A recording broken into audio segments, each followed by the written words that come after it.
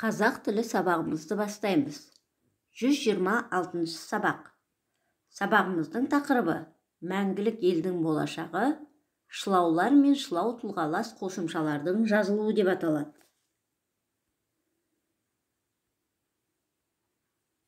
Сабағымыздың мақсаты мәтіннің мазмұны бойынша шешім табуға бағытталған сұрақтар құрастырасың, мәтіннің мазмұнына сүйеніп тірек сөздер мен эссе жазасың, шылаулардың жазылуын білесің.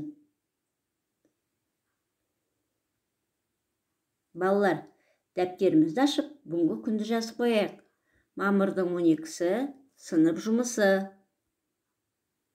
Енді оқулығымыздың 116 бетіндегі 31 жаттығуға қарайық. Мәтінді мәнерлеп, түсініп, оқып шығамыз. Жарайсыңдар балалар.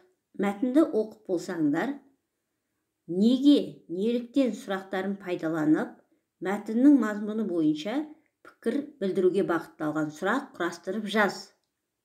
Оған жауап бер. Мәтіндегі соңғы сөйлемді көшіріп жазып, септік жалғаулы сөзбен шылаудың жазылуына назар аудар. Соңғы сөйлемді көшіріп жазамыз. Аға ұрпақ пен кейінгі буын өкілдері ауыл көшесімен береке мен бірлікті аңғартқандай бірге келе жатты. Балалар, бұл жерде көшесі мен және береке мен бірлікті дегенде екі неге назар аударамыз. Көшесі мен дегендегі мен бұл көмектес септігінің жалғауы болып тұр. Ал береке мен бірлікті дегенде мен шылау болып тұр. Яғни жалғау сөзге қосылып жазылады да, ал шылау сөзден бөлек жазылады. Есіңде сақта, қосымша сөзбен бірге жазылады, шылау бөлек жазылады. Мысалы, бүгін бар ма?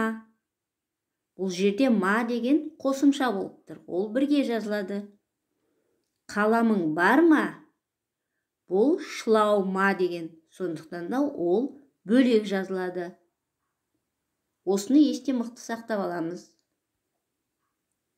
Енді 32-ші жаттығуға қарайық. Оқыған мәтін бойынша тірек сөздерді пайдаланып, мәңгілік ел болашағы тақырыбында эссе жаз. Мына тірек сөздерді қолданып эссе жазамыз.